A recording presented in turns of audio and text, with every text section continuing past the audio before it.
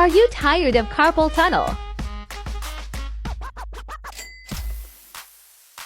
Watch this to learn the best way to braid. This is called the overhand method. This method increases your chances of getting carpal tunnel. It does not tuck the natural hair, and the braids look loose. Your fingers shouldn't stay bent, and you shouldn't have to grip too tight.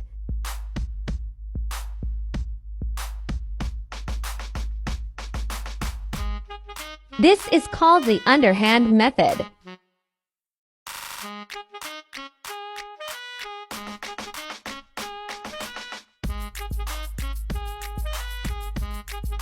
This method decreases your chance of getting carpal tunnel, tucks the natural hair, helps you move faster, and gives you a tight braid.